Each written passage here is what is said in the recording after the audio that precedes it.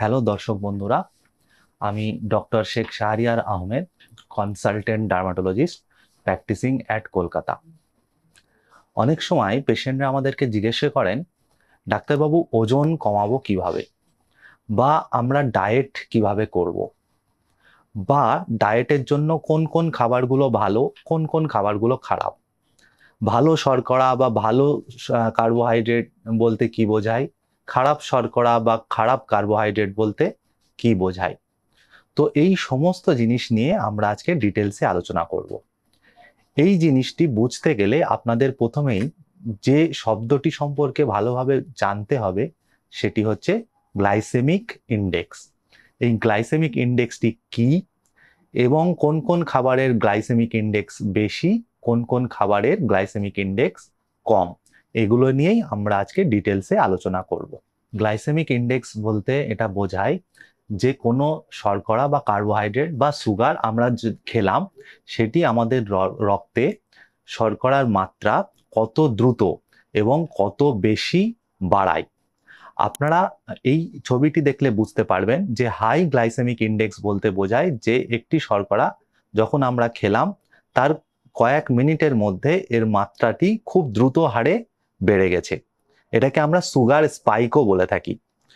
অন্যদিকে যেটা লো glycaemic index, সেখানে কিন্তু শর্করার মাত্রাটি রক্তে ধীরে ধীরে বাড়ে এবং অল্প পরিমাণে বাড়ে। যে সমস্ত খাবারের জিআই ইন্ডেক্স অনেক বেশি, সেই সমস্ত খাবার কিন্তু আমাদের শরীরের জন্য ক্ষতিকর। এক্ষেত্রে ডায়াবেটিস বা হাইপারটেনশন, হাইপারলিপিডেমিয়া বা কোলেস্টেরল বেশি, এবং তার সাথে সাথে স্ট্রোক, হার্ট অ্যাটাক এবং পিসিওডি, এই সমস্ত রোগগুলো হওয়ার সম্ভাবনা অনেক বেশি। আপনারা যদি বলেন যে কোন কোন স্কিন ডিজিজ ওবেসিটির সাথে রিলেটেড, তার মধ্যে কিন্তু সর্বপ্রথমেই সব থেকে কমনলি যেটা আমরা পাই সেটা কিন্তু অ্যাকনে বা ব্রণ। আপনারা যদি দেখেন যে ব্রণ সারতে চাইছে না বা বারবার হচ্ছে, সেক্ষেত্রে কিন্তু ওয়েট রিডাকশন বা ডায়েটারি মডিফিকেশন করাটা খুবই জরুরি। তার সাথে সাথে সোরায়াসিস, হাইড্রানাইটিস সাপুরেটিভা, অ্যাকান্থোসিস নাইগ্রিক্যান্স বলে অনেক সময় মুখে খুব বড় কালো দাগ এবং গলায় কালো দাগ এবং বগলে, এই সমস্ত কালো দাগ কিন্তু অ্যাকান্থোসিস নাইগ্রিক্যান্স হতে পারে, যেগুলো কিন্তু ওবেসিটির সাথে রিলেটেড।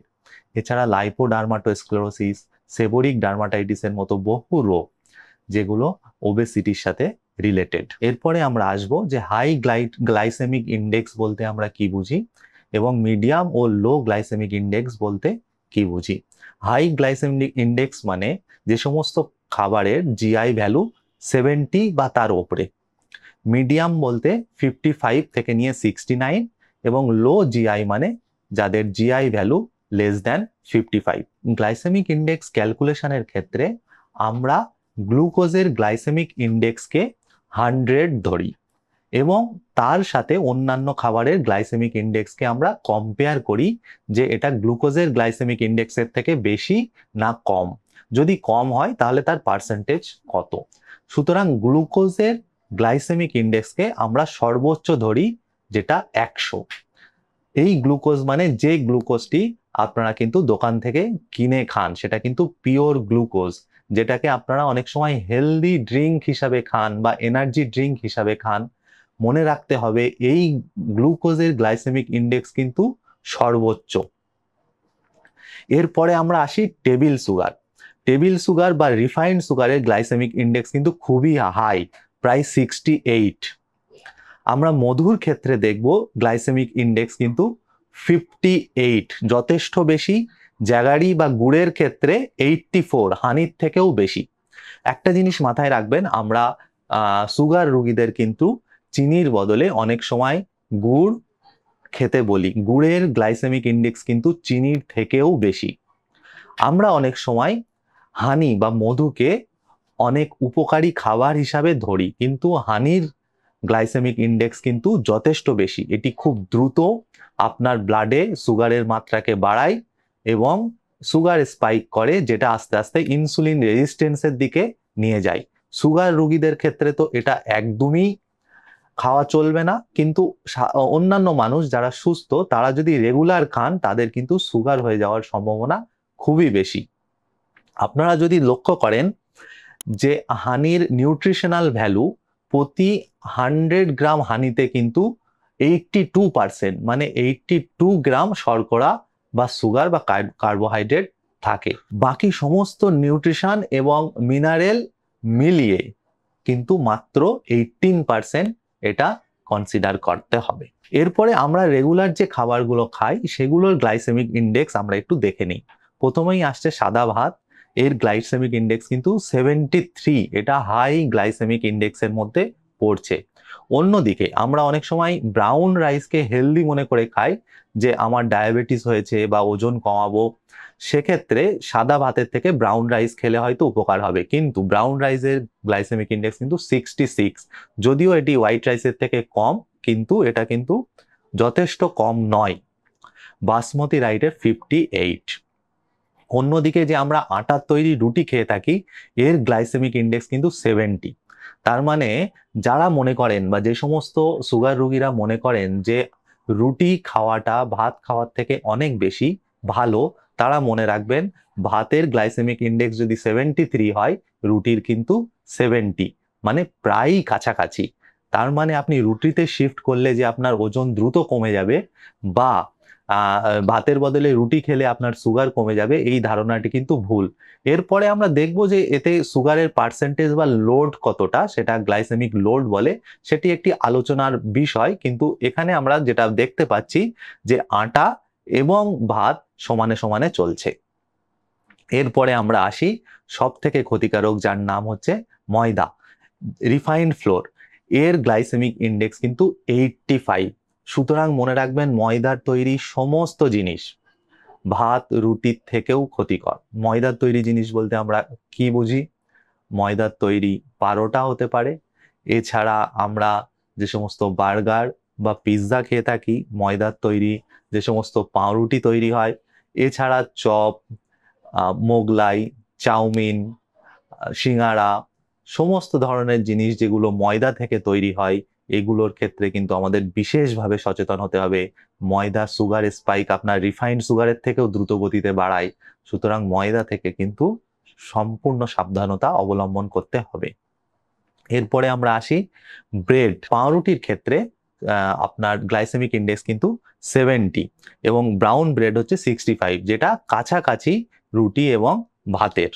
বিস্কিটের ক্ষেত্রে বলবো, অনেকে সুগার ফ্রি বিস্কিটকে ডায়াবেটিস রোগীদের জন্য উপকারী বা ভালো মনে করেন, কিন্তু মনে রাখবেন সুগার ফ্রি বিস্কিটে সুগার না থাকতে পারে, কিন্তু আসলে তো বিস্কিটটা ময়দা দিয়ে তৈরি এবং ময়দার গ্লাইসেমিক ইন্ডেক্স কিন্তু অনেক বেশি, 85। এরপরে আমরা আরো কিছু খাবার যেগুলো আমরা হেলদি খাবার হিসাবে মনে করি, যেগুলো আমরা ভাত বা রুটির বদলে অনেক সময় খেতে পছন্দ করি, সেইগুলোর গ্লাইসেমিক ইন্ডেক্স জেনে নেব। কর্নফ্লেক্সের গ্লাইসেমিক ইন্ডেক্স কিন্তু 80। মাথায় রাখবেন আমরা অনেকেই সকালে বা দুপুরে ভাতের বদলে হেলদি খাবার হিসাবে কর্নফ্লেক্স খেয়ে থাকি, যেটির গ্লাইসেমিক ইন্ডেক্স ভাতের থেকেও বেশি। ওট 53, যথেষ্ট কম।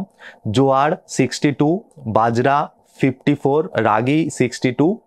এই খাবারগুলির কিন্তু একটা জিনিস মাথায় রাখবেন, গ্লাইসেমিক ইন্ডেক্স কম এবং এই খাবারগুলো আমাদের স্টোমাকে পাচন করতে শরীরের বেশি এনার্জি ক্ষয় হয়, মানে এই খাবারগুলো খুব ধীরে ধীরে এর পাচন হয় এবং খুব শক্তি ধীরে ধীরে রিলিজ হয়, সেই জন্য এগুলো কিন্তু ভাত বা রুটি থেকে কম। কিন্তু জেনারেলি আমরা বাঙালিরা এই জাতীয় জিনিসগুলো খাই না।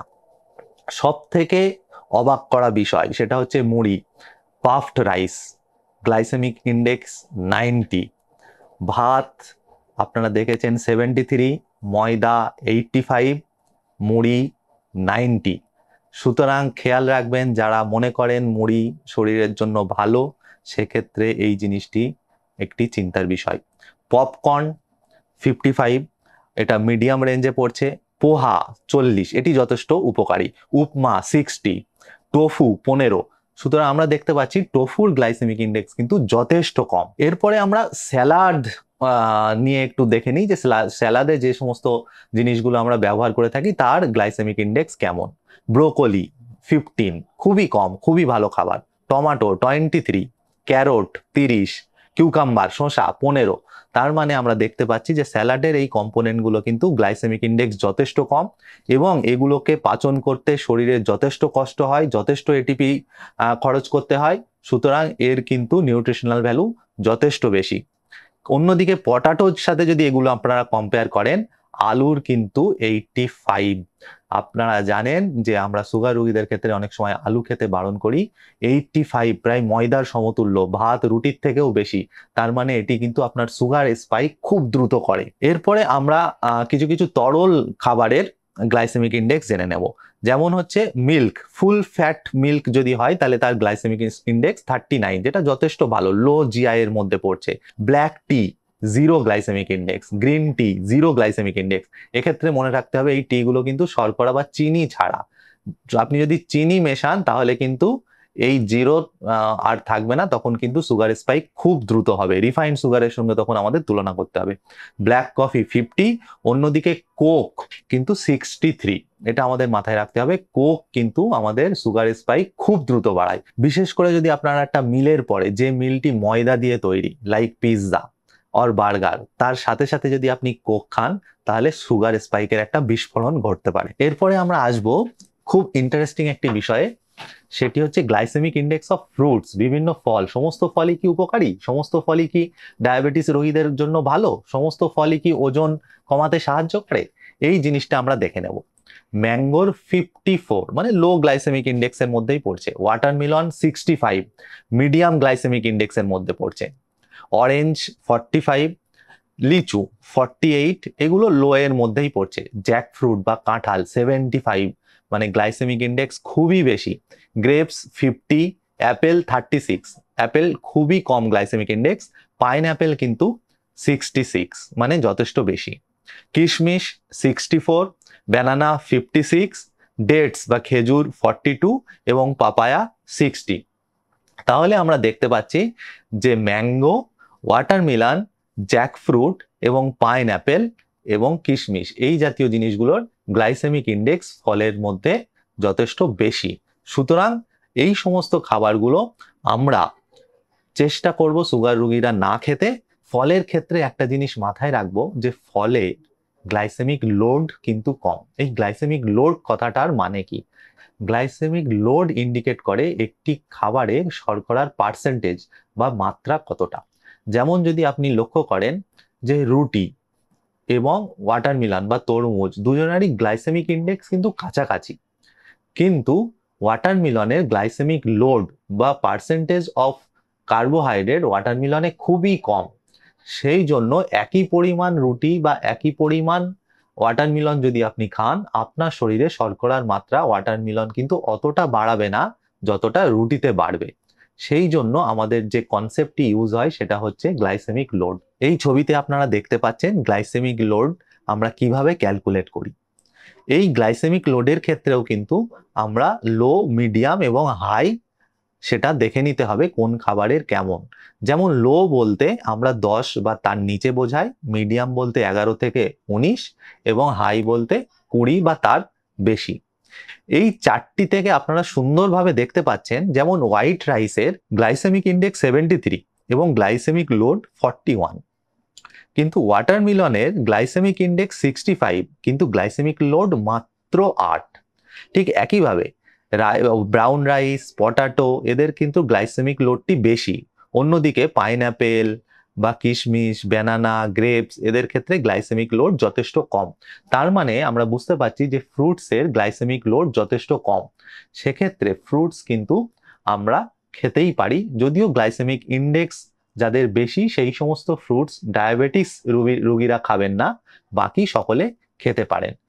এখন একটা জিনিস মাথায় রাখতে হবে যে যে সমস্ত খাবারের বা ফলের গ্লাইসেমিক ইন্ডেক্স বেশি সেই সমস্ত ফল যদি আমরা মিলের পরে খাই, যেমন ধরেন আপনি ভাত খেলেন এবং তার সাথে তরি তরকারি শাকসবজি খেলেন, তারপরে আপনি অনেকগুলো তরমুজ বা অনেকগুলো আম খেলেন, তার মানে এটা আপনার টোটাল শর্করার মাত্রার ইনটেক কিন্তু অনেক বেশি হয়ে গেল। সেক্ষেত্রে আপনি যেটা করতে পারেন, আপনার যদি মনে হয় আপনি আম খাবেন, তাহলে যতটা পরিমাণ আম খাচ্ছেন ঠিক সমপরিমাণ ভাত খাওয়া কমিয়ে দিন। তাহলে সেক্ষেত্রে আপনার শর্করার মাত্রাটি শরীরে ব্যালেন্স থাকবে এবং ওজন কমাতে সাহায্য করবে। আপনি যদি পুরো মিল পেট ভরে খান, তারপরেও অনেকটা ফল খান, তার মানে কিন্তু আপনার সুগারের মাত্রা এটি যথেষ্ট বাড়াবে। এইভাবে ভরা পেটে ফল খেলে কিন্তু শরীরের ওজন কমবে না। ফল আপনারা বাকি খাবারের বা মিলের বিকল্প হিসাবে যদি খান, তাহলে কিন্তু ওজন কমবে। এরপরে আমরা দেখে নেব glycaemic index of different nuts. সেক্ষেত্রে আমরা দেখুন অ্যালমন্ডস 15, ক্যাজিউ 23 এবং পিনাট 14। সুতরাং নাট কিন্তু যথেষ্ট কম গ্লাইসেমিক ইন্ডেক্স কন্টেন করে এবং এটি ওজন কমানোর জন্য যথেষ্ট ভালো যদি আপনি মিলের বিকল্প বা স্ন্যাক্সের বিকল্প হিসাবে খান। আমরা কার্বোহাইড্রেট নিয়ে যথেষ্ট আলোচনা করলাম। এরপরে দুটো জিনিস মাথায় রাখতে হবে, এক হচ্ছে প্রোটিন এবং ফ্যাট।